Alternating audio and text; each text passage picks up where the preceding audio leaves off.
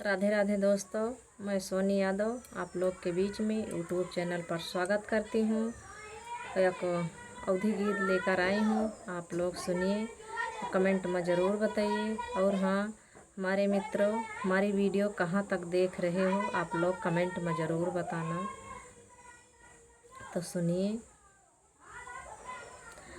हंस के कहा थी गुजरिया बालामा छपावाई दा चुंदरिया।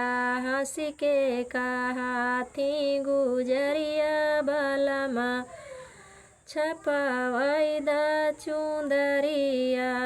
छपावाई दा चुंदरिया, छपावाई दा चुंदरिया, छपावाई दा चुंदरिया, छपावाई दा चुंदरिया। हंस के कहा थी गुजरिया बालामा छपावाई दा चुंदरिया। यकवारी गंगा यो यकवारी जमुना, यकवारी गंगा यो यकवारी जमुना।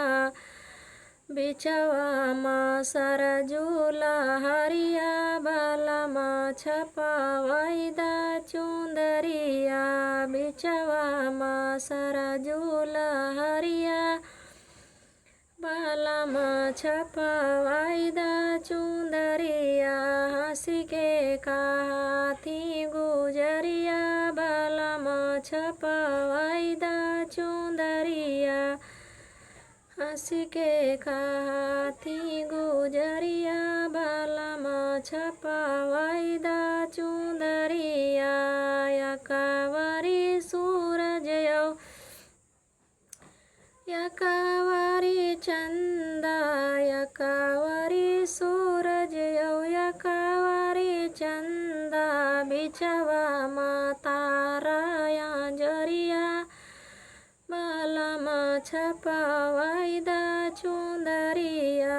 बिचवा माँ तारा जरिया बालामा छपावाई दा चुंदरिया।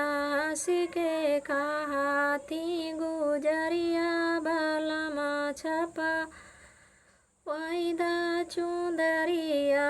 हंस के कहा थी गुजरिया बालामा छपावाई दा चुंदरिया।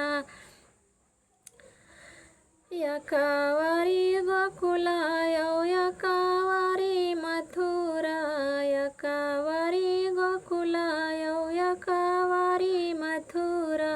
बिचवा माँ अवध नगरिया बालामा छपावाई दा चुंदरिया।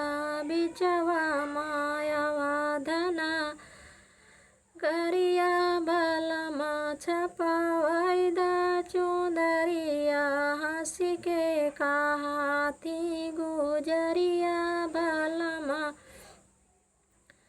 छपावाई दा चुंदरिया।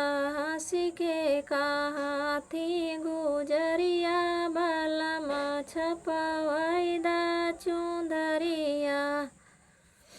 तो मित्र, आप लोग कमेंट में ज़रूर